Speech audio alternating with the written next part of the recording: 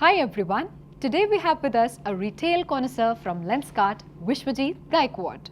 Vishwajit is an extraordinary leader known for his inspiring and impactful leadership. Come, let's dive deep into a conversation with him today.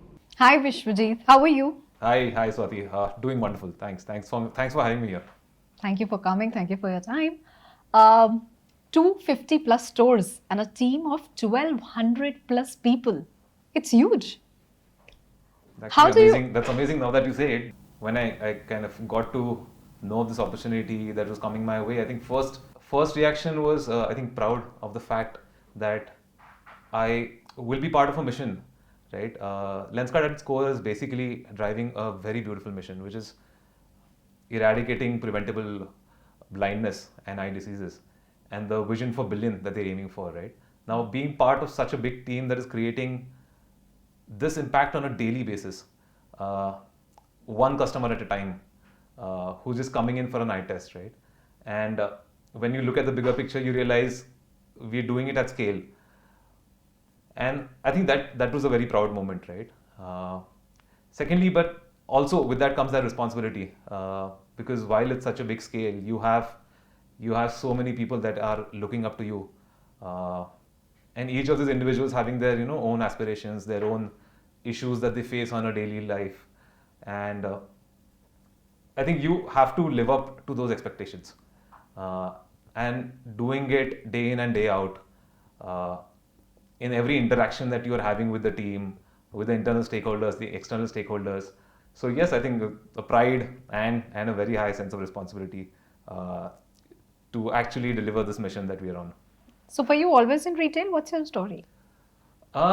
I would say I've been in retail for a significantly long time. For that matter, I've worked across industries. I have been in media, I've been in analytics, I have worked in food and beverages, I have been in automobile, healthcare, and I think I would say another healthcare for that matter.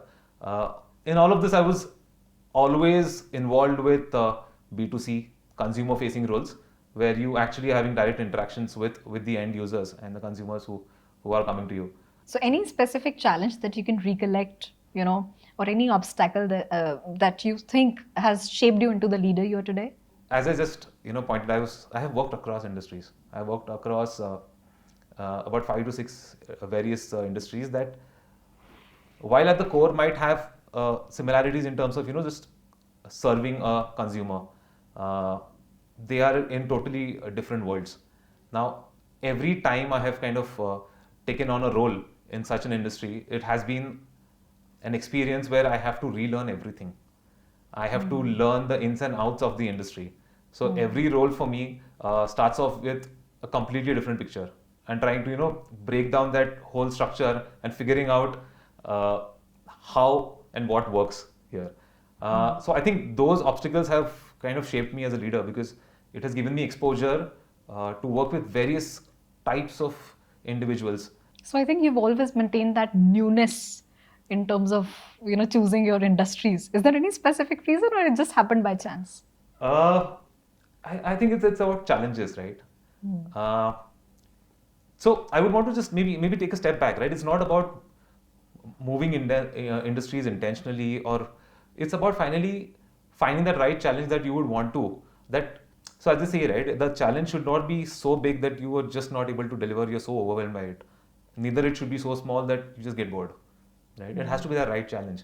And sometimes finding that right challenge takes you maybe to a different company, right? Maybe takes you to a different organization, to a different industry.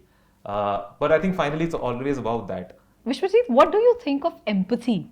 With this large setup of team members you're dealing, what do you think of empathy in the context of workplace or otherwise? I think it's a very strong word for that matter, right? Uh, and even if I have to not differentiate it, right? Because empathy at its core uh, is what you have, right? Maybe not something that you are born with or like an innate trait, right? But I would still say it's something that can be developed, right? If you want to. And then you can't compartmentalize it to your personal life or your professional life. It's something that if you have it for both, right? And now specifically, if you want to know about the workspace, right? How do we deal with so many team members, a multi-tiered teams? Uh, I think empathy at its core is about understanding feelings of what the other person is going through, right? Trying to put yourself in their shoes, right? Because unless you do that, you will never be able to understand the complete picture, because you will not know what they're going through.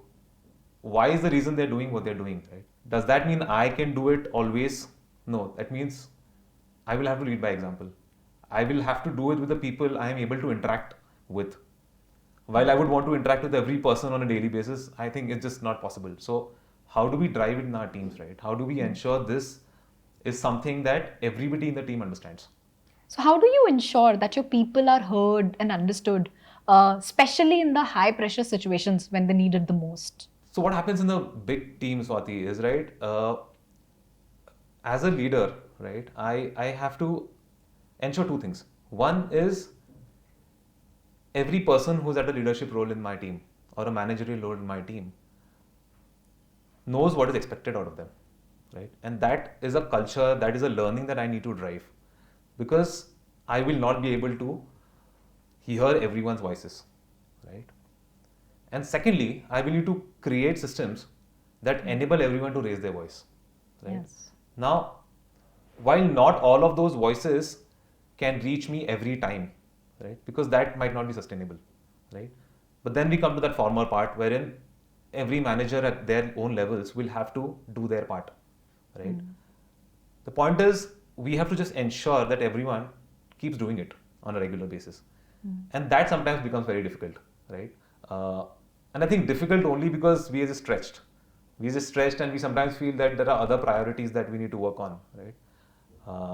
But then once we reflect back, right, when we take a pause, we realize these are much more important things that, because people, for any business, people are at the core, right? You solve their problems, you solve the issues they're actually facing on a daily level, and they will basically move mountains for you. It is as simple as that, right? So I think that's how we do it. We train on one side, we ensure it is adhered to by every person who's at a position of power to solve, right? And secondly, then we obviously ensure that everybody's actually doing the right jobs. We are giving people enough opportunities to raise their voices. So, Vishwajit, your journey has been so inspiring. What, as per you, are some of the skills or qualities that are absolutely essential for success in retail? Some of the obvious ones are very good communication, right? Because communication is basically trying to listen to the customer first, right? Not force anything on the customer. We want to know what the customer exactly needs, figuring out that, and then communicating that very well internally as well as to the customer. Second, I would say, I mean, looking at retail in current context, right, with how technology is changing drastically, retail for decades might not have changed as much as now it changes every few months. That's because we're bringing in so many new technological aspects to serve customers, to ensure that we're able to get better insights faster from customers, right? Better insights from even our internal stakeholders in terms of what is expected at the shop floor. Now, when that happens, a person who is at a store, for that matter, is facing these changes at a very drastic pace. And when that happens, a person who's working in retail has to, have this skill set of being very adaptable, very receptive to any change, and then modifying their behaviors, their routines as and when required. So maybe firstly communication, adaptability to change, which is a huge thing in today's world, and thirdly, I think discipline for the daily consistent rigor that is actually required, which is impossible without the discipline that you have. So, coming to adaptability, what role has adaptability and continuous learning played in your leadership journey? I think, we've just spoken about it a couple of questions ago, right? We were talking about how I've actually moved across industries, right? And initially, I mean, I remember the first couple of times when this happened, right? It used to be sometimes overwhelming initially, where you have to relearn everything. But then as I understood, I mean, this is something that helps you develop as a person, because I'll just give you a very simple example right now. I have a 1-year-old right now. Earlier, before I had a kid, right, when I used to think of maybe having a kid, the first thing that used to come to my mind that it's going to bring a lot more responsibility, a lot more chaos into my life, right? In terms of whether I'll be able to juggle and manage all these things. But when something like this happens, I think you yourself figure out how you have to manage multiple things together, right?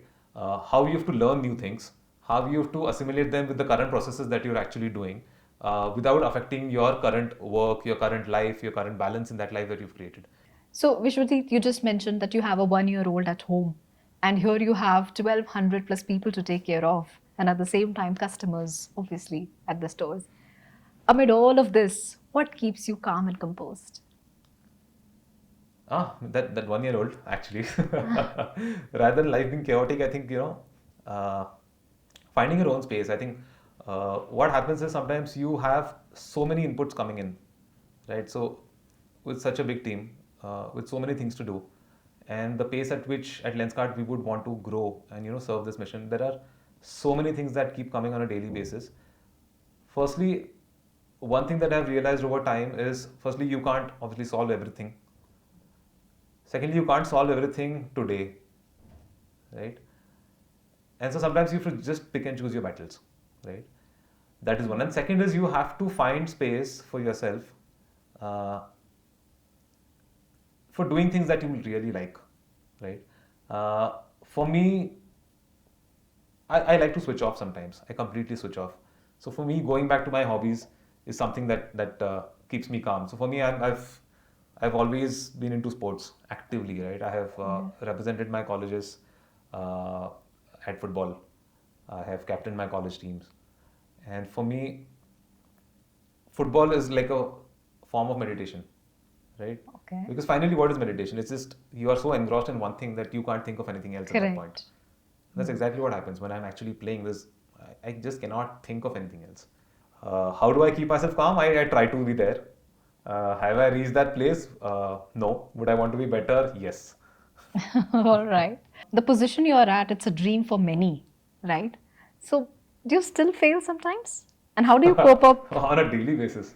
Multiple times on a daily basis. I think just today morning I wanted to get up at 6:30 when I got up at 7:30. I mean, honestly, right? I mean, if you look at it, it might be failure in the classic sense of the word, but right? But the point with failure is, how do you react after you fail, right? For me, the first thing that comes to my mind is there something I could have done better, right? Because a failure can result in both your internal efforts that you've put in or not, or the lack of efforts you've put in, and externally because things went wrong. The tendency of many is to first point to the external factors, right? But while you know, you can obviously identify the external factors. The first thing should be to identify the internal factors which you could have done better, right? And once you exhaust that, then you can actually harp on the external ones, right?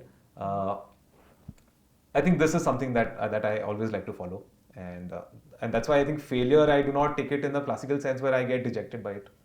I mean, obviously there are times when we are supremely dejected, but you get yourself up on the next day because you realize that you also lacked in a lot of things. If supposedly you were to give just one piece of advice for the people who are aspiring to be in the same position as you, what would it be? So one thing I always believe, I mean, I always feel I can do much better in this, is to solve your hardest problem first, right? Because if you've decided you want to solve 5 problems, the general tendency is to pick up the easiest one early. But I have over time realized that you just pick up your hardest problem first, get it over with. The remaining 4 will just fall in line because you know that those are the easier ones for you. You've already accomplished something which was much difficult, which actually required you to put in a lot more effort. So prioritize your problems. Take the hardest ones first. All right, that was such an exciting session. I think it was full of learning. Thank you for having me here. Thank you so much for your Swati. time. Well, that was such a wonderful conversation with Vishwajit. I hope you enjoyed it too. Until next time, stay tuned, stay inspired.